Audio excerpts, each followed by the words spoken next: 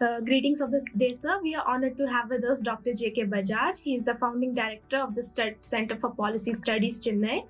He also currently serves as a member for the commission in the inquiry of examination of subcategorization of other backward classes. Sir is deeply associated with the Dharampal tradition of thought, and we are very pleased to hear his insights today. So, sir, despite your brilliant career in physics, offers from very many international universities, Stanford and Princeton, you chose to stay in India and work on the Dharampal tradition and his works. What was your inspiration, sir? I did my MS PhD in 1978. Then I came to Chennai to do my postdoctoral. And from then on, we were concerned, not only me, some of my colleagues altogether, that what we are doing as physics in India, it doesn't have any roots within the country. It doesn't relate to the tradition. It doesn't even relate to the people of India or their concerns. And most of the center of activity is outside India, that we just have to follow what is the trail that is set there. We have no creativity of our own largely in this system. We had actually started articulating it right at the beginning, this problem.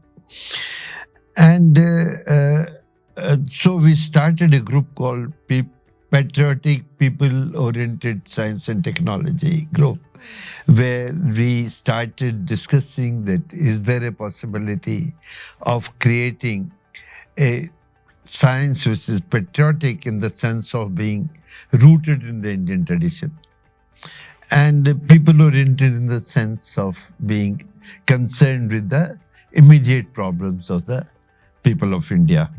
So we were about, I think, 5, 6, 7 people. We used to meet very often. We also started a small journal to think about these issues.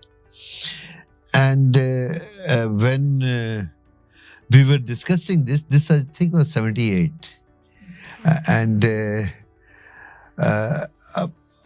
sometime around that period, I think the beginning of 79 or something, somebody told us, and we were also during that course of that discussion, had read Dharampalji's book on science and technology, the one I presented to yesterday. And then somebody told us that the author of that book is in town. Okay. Because at that time, Dharampalji was working, I think, on 2 things. One, on Beautiful Tree. And he was working on trying to collect some data on a survey of certain areas near Tamil Nadu that the British had carried out in the 18th century, was there in the Tamil Nadu State Archives. So he was there to consult Tamil Nadu State Archives. So we went, I and M.D. Srinivas, I remember, we went to meet him. And from then on, he became part of our group in a way, or we became part of his tradition, as you have put it correctly. Yeah. So that is how it began. So this is really wonderful to know that you had actually met Dharampal and that we've gotten just a segment of his wonderful knowledge over the past 5 days. So I remember that in your first session, you had mentioned that decolonization as a word is unpleasant. So what would be an appropriate replacement, and how do you think we can embed it in the minds of people today? You see, decolonization is a negative term. It means that we were enslaved and we are trying to come out of enslavery. And but what Dharampal is used to think that anybody using this term lowers the person who is using it, because it's admission that we got enslaved or He didn't say this, but he never articulated, but he never wanted to use this word. So the phrases that we used to use or he used to use were recovery of the Indian genius, okay, reawakening of Indian civilization, coming back into ourselves, that kind of phrases, which are much more important, because it was not only India as a civilization which got into a bad phase with the coming of the modernity for after about 1800. Many civilizations we would have come under the British rule around the middle of the 18th. Yes. Yeah. Around 7060. So we're saying many civilizations, the Japanese later than us, around 1840. The Chinese not as badly as us, but fairly, at least the coastal areas which are the best were all. The Middle East, Africa, of course, Africa was in very bad shape overall. So many civilizations, and all of those civilizations have to recover themselves. And that decolonization we did when we asked the British to leave. Okay, now we have to recover ourselves. That is all these civilizations have talked about. They're conscious about recovering the continuity with their civilizational tradition. China is conscious. Japan is extremely conscious, okay, and even smaller countries. And Africa has now started. They must have been conscious. They have started articulating it very strongly now. So we should not be really talking about decolonizing. We are talking about reasserting the greatness of Indian civilization, recovering the Indian glory. Sir, there's this one question I would like to ask. So, how, in your view, should the contemporary policies regarding science and technology, how should they be formulated, such as the deep rootedness, the social rootedness, the efficiency that was very vividly remembered in the Dharampal's work can be now remembered today? No, there are many things one needs to do. One is that I think the amount of science and technology that we are doing today, modern or the traditional, is too small. Well, if we want to recover ourselves as leaders of the science and technology world, the amount of effort that needs to go in is much bigger. And much more attention needs to go into what we do and what we don't do.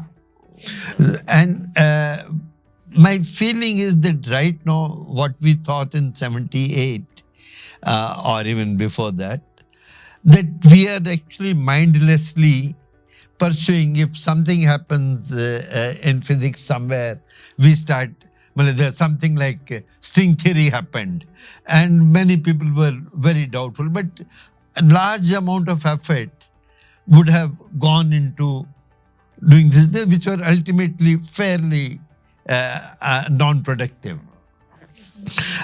And we do not have a plan of our own that this is what we want to pursue in this field. Now, today I am afraid that the new slogans of quantum computation and these things also, unless we have worked this out, that how do we want to achieve primacy in these subjects and what will it require? And if you really want to do quantum computation, what it requires is much, much more than what we are putting in it. So one is this, that our effort in science and technology, except in a few fields, we have done fairly well in agriculture, except that in agriculture, we should have paid much more attention to our traditional ways than what we have done. But otherwise, we have done fairly well. But fairly well only to the extent that we don't have to import food. But per capita availability of food grains in India remains amongst the lowest in the world even today. But overall, one can say that something has been achieved. We have done reasonably well in nuclear science. We have been able to make the bombs, and we are comfortable with building a certain level of nuclear reactors. At a certain level, we can do it our own.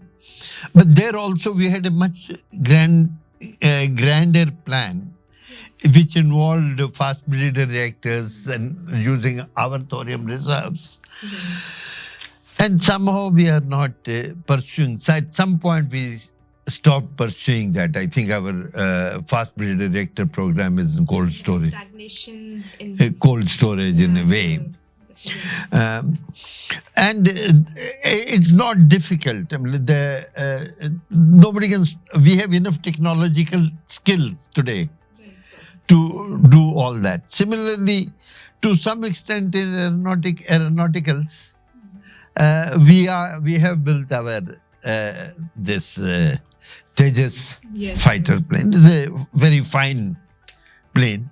Only that we took too long to develop it, and while doing it, we did not pay. It's not that we did not invest in building a jet engine for the fighter. So we had to build Tejas around the GE engines, and now we are stuck because we are not getting GE engines and we are not able to deliver. So this kind of incomplete and not fully worked out, as well as modern technology, it is happening in field by field. For example, biology. Okay. Biology is the physics of today in a way. But we have not invested as much as is required. Biology requires very big teams to work together. Unlike physics, even individuals could sit down and work. Biology of today requires very large teams to work together. And we nowhere have a team. But then again, we can say something we have done in biology. After all, we produced our own vaccine during the... But our efforts do not seem to be commensurate with our needs or commensurate with the greatness of India that we perceive or we want to build.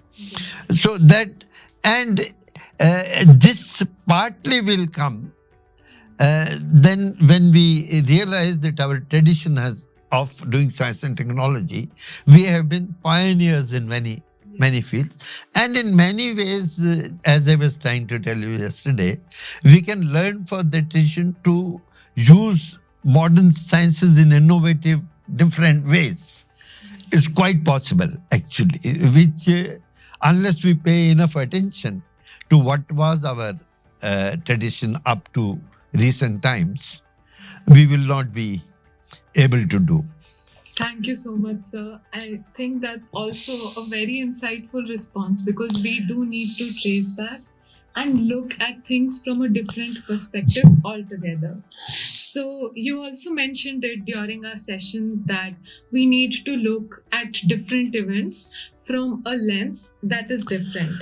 So a lens that was prevalent prior to the British. You gave us the example of the civil disobedience movement, sir.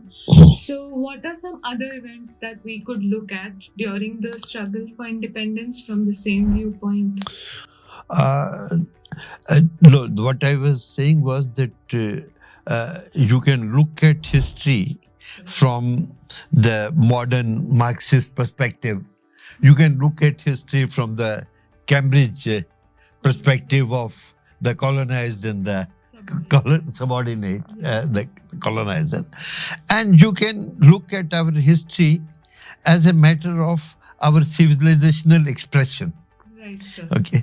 And when Dharampal ji looked at these events of Banaras in 1811, I think, he looked at those events as a matter of our civilization expression of our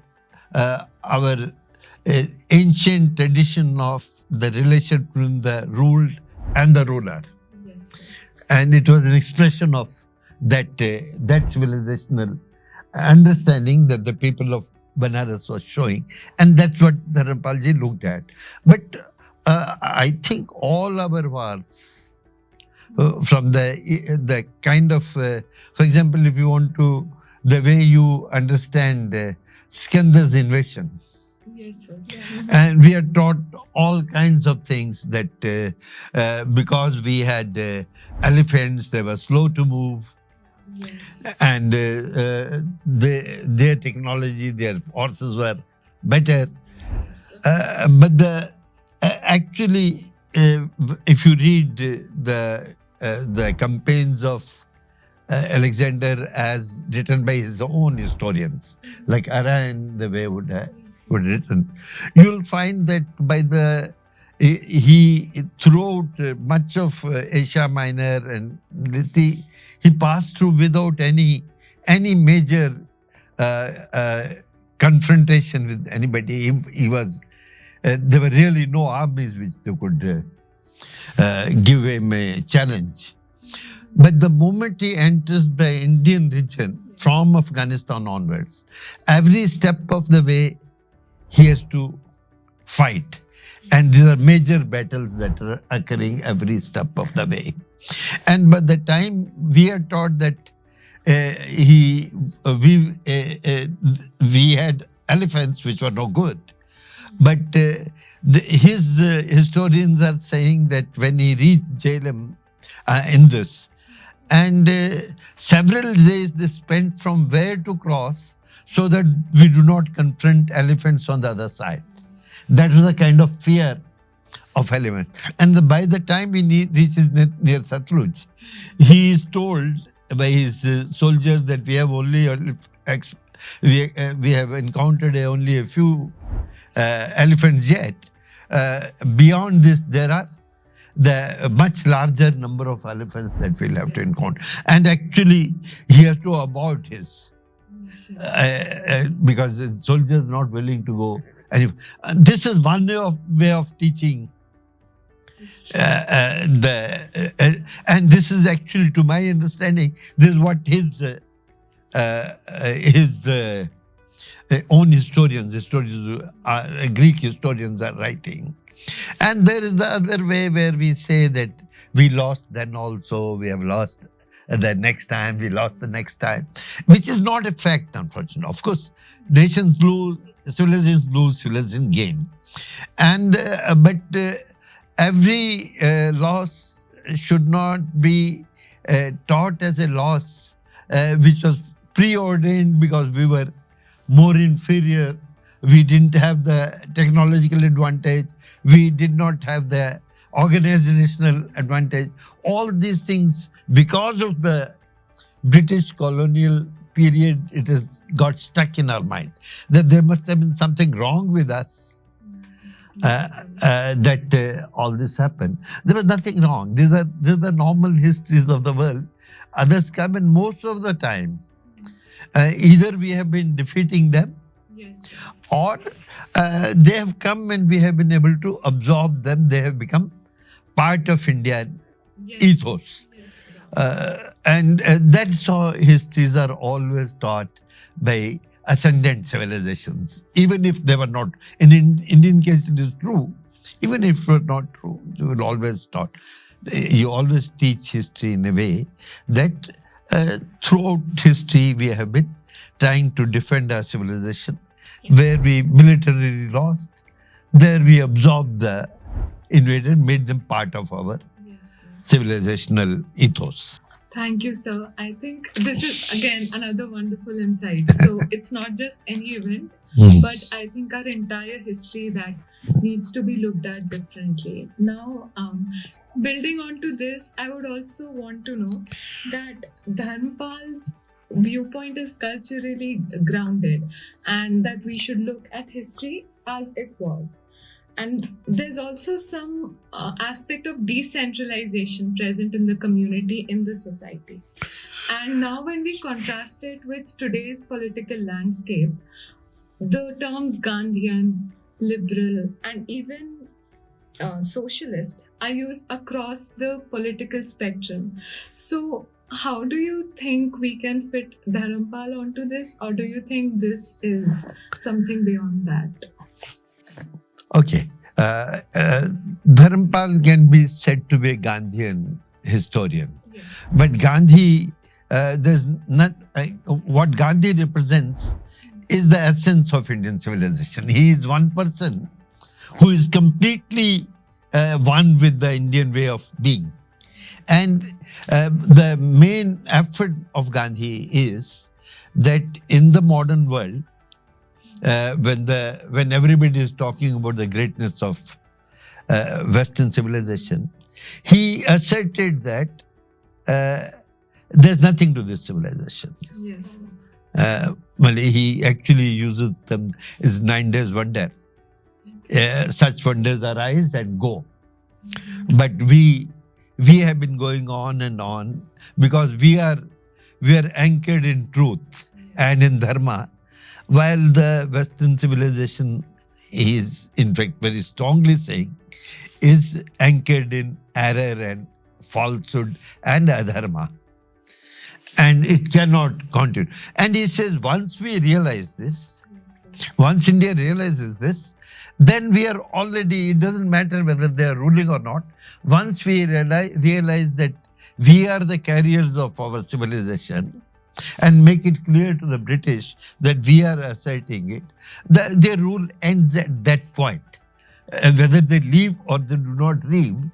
And actually, much of what has been written about that Dandi campaign, most historians of that time, most observers of that time, thought that when that people on the beach picked up that bit of salt from the sea, from that point India was independent. Yes. Okay?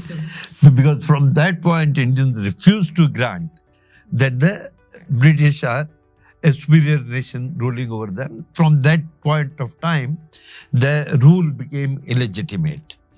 So that stream of civilizational thought that can never become meaningless in any sense of term. And I think the liberals, the leftists, the socialists, or the rightists all have to learn that what this liberalism, rightism, socialism are modern categories. And these modern categories, like modern science, we have to use in the Indian civilizational context. Once we start doing that, then there can be different ways of approaching the current polity from those perspectives. But all of them must be rooted in the Indian civilization. Then those differences will become meaningful differences of debate. Agreed. And unless we do that, it is a corrosive debate that we keep happening. We are destroying each other. That's while when all are rooted in your culture, in your civilization, then each is supporting the other. Though they are opposing, but each is finding ways leading to the other improving. So this is very sad that the various ways of political thought, various streams of political thought, we have not realized that those are temporal streams. And those, if we are using those streams, we have to ground them in the timeless Indian civilization. Yes. And then we can we can stick to our different ways of thinking, but still we'll be thinking positively about ourselves and our India. Yes, sir. So, given that you've said so many meaningful things, if we can just put aside the difference and into a meaningful collaboration. So, sir, what do you think that Dharampal would say about today's India's technology in AI, biotech, and even in the renewable, if he were there? He will laugh. because he will think that still we have not come into ourselves. That we of course can use AI, but we using AI is a tool for our purposes is a very different thing than AI becoming the purpose. Okay, so that is where the problem arises. And he thought that all the time the various fads of the West become our purpose. Our purpose should be something else. And maybe this can be used as a tool when necessary, where necessary. But they cannot be the end in themselves. How can AI be the end in itself for anybody? Or even for that matter, this quantum computation. You have to think within your civilization plan, what is it that you want to use it for? Then you'll also know how much to invest in it and how much effort to put in it. So that's the answer. And now, after all these insights and seeing that how your perspective shifted from 1978 onwards, as you said, or even before that, your journey began in physics, but later you engaged with Dharampal. So, looking back, how do you think your journey might have been had you not really gotten into the ideology and maybe not met Dharampal, continued on the path of physics? Difficult question to answer because, as I said, we started thinking along these lines even before we met. Yes. We set up PPST even before we met Dharampal. And as far as I'm personally concerned, I think from around 80, I don't exactly remember, 83 or 84, since I was talking about these issues, I thought I should study them more systematically. So I tried to join the humanities department of IIT Bombay to do research on these issues. Okay. And I spent 3-4 years, read Ayurveda at that time, most of the texts of Ayurveda, not so much of astronomy, and tried to see what differentiates different ways of approaching science in the world. Yeah. But my journey has been after that. I gave up even that I could have completed the degree. I gave up that, and I thought I should learn how to write and express in Hindi. So I became an editor of one of the Hindi dailies of Indian Express Group for 3-4 years. But that has been my journey. But overall, it has been a very satisfying journey. How it happened is very difficult because when I and some of my colleagues also, when we got started in 70s, we thought that we are at the point of time in history where India has to come back to itself, and it will happen maybe in the next 30 years. So we were very confident. But we started doing it irrespective of what it will do to our careers. Somehow we were not really worried about that issue.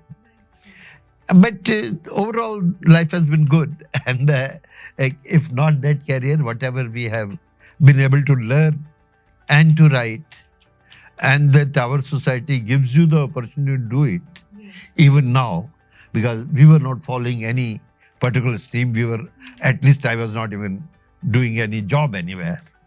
But still one could continue working for 40 years, 30, 40 years, and uninterrupted and produce something also.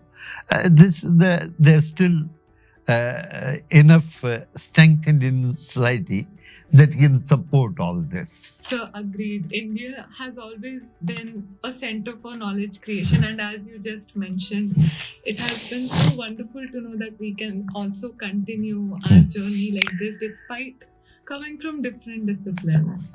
No, this I think it's still in India, and the rest there is the possibility if you want to explore your way. You just need to have the courage to do it. I think mostly you will go right. You'll not go wrong. Over the 5 days, not only have we gained insights from Dharampal's work, but also it has been a major perspective shift on how we view policies, on how we view history. And I think how you view your career. That also. Yes, sir, definitely. That has been great, and we are so grateful to have had you here, sir. And we have been motivated to research into the topics of Dharampal, read his books, and also pick up research from where you have been doing it. And also, we would love to collaborate with you, sir, any way we can. We will try. Let's see. I think maybe I'll try to collaborate with the Chanakya University so that you can also. Yes, that would be wonderful. Yes, so we are students. All of us are really eager and are really grateful from the bottom of our hearts, sir, for this interview, for the 5-day session. Thank you so much, sir. Yes, thank you so much, sir. The most wonderful joy was learning about the unknown, which was, I can't believe, was still hidden away. Like, how come not many people know about this? About Dharampal knowledge and so much hidden knowledge that was still there in our history. India is good that it lets Dharampal flourish and for others to continue work on that. But India is still not good enough to make, when something like that happens, to grab it and build something upon it. Well, we have been saying for long that all this kind of work in a functional, flourishing society will lead to a separate school of thought, which will have several branches. We are not at that stage of our functionality. So maybe the youth of us today, the generation of our kids, maybe will take it much more higher. Hopefully, and we all depend upon you. Because we thought we will change the world or change India before our time is done. That doesn't happen. Partly maybe it has happened. But obviously the next generations will do. That's why. So you... So, boond boond se gagar bharti hai. So, yes, Good. Thank you so much. Thank you so much. Very good. It's been very interesting to interact with you. So and it's good to know that there are children who understand and are willing to go ahead.